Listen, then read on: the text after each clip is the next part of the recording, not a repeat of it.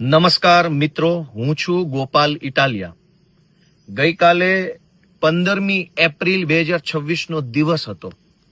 ગુજરાતના ઇતિહાસનો સૌથી ખરાબ અનુભવ કહી શકાય એવો દિવસ. આપણા ગુજરાતને બિહાર અને યુપીની ગુંડાગર્દી વાળો માહોલ બનાવવાની કોશિશ ગઈકાલે ભાજપે કરી.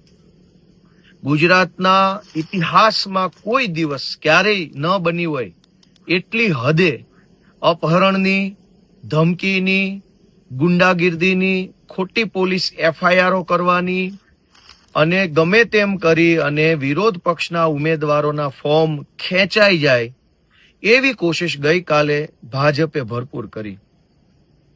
મારા આ વિડીયોના માધ્યમથી ભાજપના કાર્યકર્તાઓને વિનંતી કરવી છે કે આપણા ગુજરાતને બિહાર બનાવવું છે. આપણે વર્ષોથી જોતા આવ્યા છે કે ચૂંટણીઓમાં અપહરણો થવાની ઘટના બિહારમાં બને, યુપીમાં બને, અન્ય કોઈ એવા રાજ્યો છે ત્યાં બને. ગુજરાતમાં ક્યારેય ચૂંટણીમાં અપહરણ થઈ જાય, ધાકધમકી થઈ જાય, છરા બતાવવામાં આવે, ગાડીઓમાં લઈ જઈ ઉમેદવારોને ભગાડી જવામાં આવે એવી ઘટના ગુજરાતમાં નથી બની. તો આ વખતે ગુજરાતમાં 700 કરતા પણ વધુ સીટો ઉપર ભાજપે બિનહરીફ જીતવા માટે થઈ સત્તાનો જે વિકૃત ખેલ ખેલ્યો છે એ લોકશાહી માટે ઘાતક છે. ભાજપમાં રહેલો કાર્યકર્તાને અત્યારે ભલે મજા આવે, ભલે ખુશ થતો હશે પોતાની પાર્ટીને બિનહરીફ જીતતી જોઈને, પણ ક્યારેક ભાજપનો નેતા થાકશે અને પોતે અપક્ષમાં ફોર્મ ભરવાની જ્યારે એની ઈચ્છા થશે ત્યારે એનું અપહરણ થઈ જાય. અપક્ષમાં ફોર્મ નહીં ભરી શકે. મારા ખ્યાલથી ત્યાં રાજકોટના કોટડા સાંગાણી આસપાસ એક વિસ્તારમાં ભાજપનો જ એક માણસ અને ભાજપના માણસે અપક્ષમાં ફોર્મ ભર્યું તો એનું અપહરણ ભાજપના ઉમેદવારના ભત્રીજાએ કરી લીધું. આ બહુ ખરાબ પરિસ્થિતિ છે. રાજકારણમાં બધું જ હોય છે, સારું પણ હોય છે, ખરાબ પણ હોય છે, સાચું પણ હોય છે, જૂઠું પણ હોય છે, પણ આટલી હદે ગુંડાગીર્દી એ ગુજરાતની સંસ્કૃતિ નથી. બધું જ છે અહીંયા, ટીકા ટિપ્પણી, આરોપ પ્રત્યારોપ, સાચું જૂઠું બધું છે જ. પણ ગુજરાતની પરંપરા એ નથી કે ચૂંટણીઓમાં ઉમેદવારોના અપહરણ કરી જવા. ગુજરાતની પરંપરા એ નથી કે આખા ગુજરાતમાં વિરોધ પક્ષોએ અને અપક્ષોએ ભરેલા ફોર્મ પાછા ખેંચી લેવા માટે તમે પોલીસ મોકલો. LCB, SOG, SP office, DYSP ઓફિસમાં બેઠેલા કેટલાક ભાજપના દલાલ ટાઈપના અધિકારીઓએ ગઈકાલે આખો દિવસ ધમપછાડા કર્યા ફોર્મ પાછા ખેંચાવી લેવા માટે.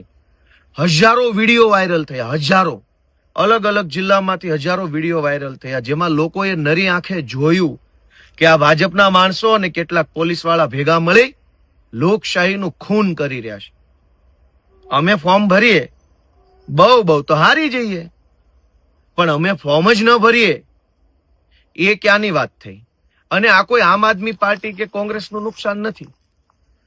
ફોર્મ પાછું ખેંચાઈ જાય, ચૂંટણી બિનહરીફ થઈ જાય તો નાગરિકનો મત દેવાનો અધિકાર જ આખો ખતમ થઈ જાય.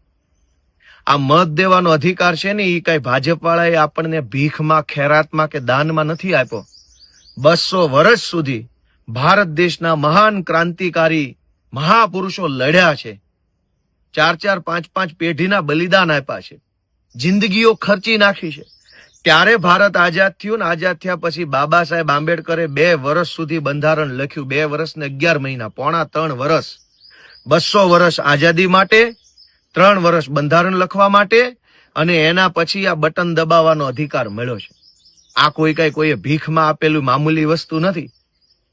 પણ ભાજપ પોલીસના દમ ઉપર ગુંડાઓ સાથે રાખી, ધાકધમકી કરી, પૈસાની ઓફરો મારી 200 વર્ષના સંઘર્ષથી મળેલો મત છીનવી લેવા માંગે છે. તો ગુજરાતની જનતા કાંઈ નહીં વિચારે. અને નુકસાન ક્યાં આમ આદમી પાર્ટીનું છે? આમ આદમી પાર્ટીના 10 ઉમેદવારોને ધમકાવી, પોલીસનો કેસ કરી, એના પરિવાર ઉપર પ્રેશર લાવી, મમ્મી પપ્પાને ડરાવી, સાસુ સસરા ઉપર દબાણ લાવી ફોર્મ પાછું ખેંચાવડાવી લીધું. એમાં નુકસાન મત આપવા વાળા હજારો લોકોનું ગયું કે જેણે ખેંચ્યું એનું એકલાનું જ ગયું, એકલાનું નહીં, સહિયારું નુકસાન છે. અને પહેલી ચૂંટણીમાં ભાજપને આવી આદત પડી ગઈ તો આવનારી બધી જ ચૂંટણીઓમાં ભાજપ આ ધંધા કરશે. મારી ભાજપના કાર્યકર્તાઓ જે સારા માણસોમાં આવે છે એ લોકો, જે લફંગા ટાઈપના છે નહીં, માત્ર સારા માણસની કેટેગરીમાં આવતા ભાજપના જે વ્યક્તિઓ છે એને વિનંતી છે કે તમારી પાર્ટીને રોકો. સત્તાની વિકૃતિનો આ સૌથી ગંભીર દોર ચાલે છે, સમય ચાલી રહ્યો છે, આને રોકવું પડે. આ સારી બાબત નથી. આજે વિરોધ પક્ષના ઉમેદવારોના અપહરણ થાય છે, કાલે ભાજપના માણસોના અપહરણ થશે, કેમ કે સત્તા એટલી હદે સત્તા મળી કે હજુ વધુ સત્તા જોઈએ, હજુ વધુ સત્તા જોઈએ. મુખ્યમંત્રીએ કાલે મહેસાણામાં ભાષણ કર્યું કે એવી રીતે મત આપો, એવી રીતે મત આપો કે કોઈ ફોર્મ જ ન ભરે. બાપાની પેઢીઓ તો છે નહીં કોઈની, મુખ્યમંત્રીની નહીં, અમારી નહીં. ફોર્મ શું કામ ન ભરે કોઈ? અને સામસામા બે પાર્ટીઓ ફોર્મ ભરી શકે એટલે જ તો આ દેશમાં આઝાદી લાવવામાં આવી છે. આઝાદી લાવવા જે હાટું કે એક આ બાજુથી ફોર્મ ભરે, એક આ બાજુથી ફોર્મ ભરે અને પબ્લિક બે માંથી એકને મત આપી અને નક્કી કરી શકે. એટલા માટે તો આઝાદી લાવ્યા.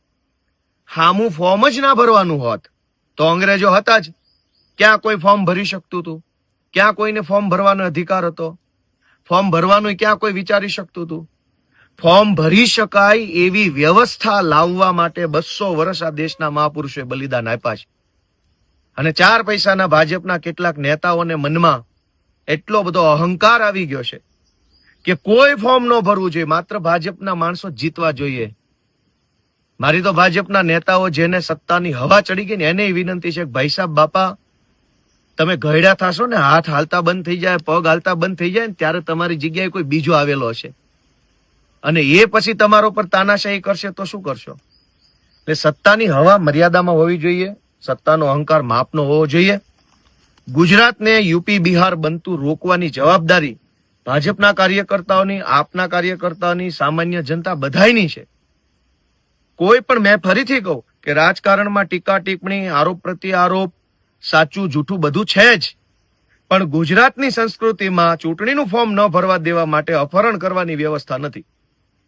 આ પહેલી વખત 700 જેટલા ફોર્મ પાછા લેવડાવવા માટે હિન્દી ફિલ્મની અંદર જે ખેલ હાલતો હોય ગુંડાઓ અને સામાન્ય નાગરિક વચ્ચે, જૂના જમાનાની પિક્ચરોમાં ગુંડાઓ આવતા, ધાડે ધાડા ગામ ભાંગતા, એવો ગઈકાલે જે માહોલ થયો છે એ ખરેખર અત્યંત દુર્ભાગ્યપૂર્ણ છે. આવો ક્યારેય ગુજરાતના ઇતિહાસમાં ભાજપના રાજમાં નથી થયું. આ પહેલી વખત હર્ષ સંઘવીએ આટલી હદે ગુંડાગીરી, લુખ્ખાગીરી, પોલીસનો આટલો ભયંકર દુરુપયોગ કર્યો છે. આજે વિપક્ષ છે, આમ આદમી પાર્ટી છે એટલે પોલીસ આમ આદમી પાર્ટીને પકડે, ભાજપ આમ આદમી પાર્ટીને પકડે. આજે વિપક્ષ છે એટલે ભાજપ અને પોલીસ વિપક્ષ ઉપર એટેક કરે છે. કાલે વિપક્ષ જ નહીં હોય તો એટેક કોના ઉપર કરશે? આજે જનતાની પહેલા એક સુરક્ષા દિવાલ તરીકે વિપક્ષ ઊભું છે. આ જનતા છે, આ સુરક્ષા દિવાલ છે અને અહીંયા ભાજપના સત્તા ભૂખ્યા, જે વરુ કહેવાય, સત્તા ભૂખ્યા લાલચુ રાક્ષસી માનસિકતા ધરાવતા કેટલાક નેતા છે. એટલે રાક્ષસી માનસિકતાના નેતા, વિપક્ષની દિવાલ અને પછી જનતા છે.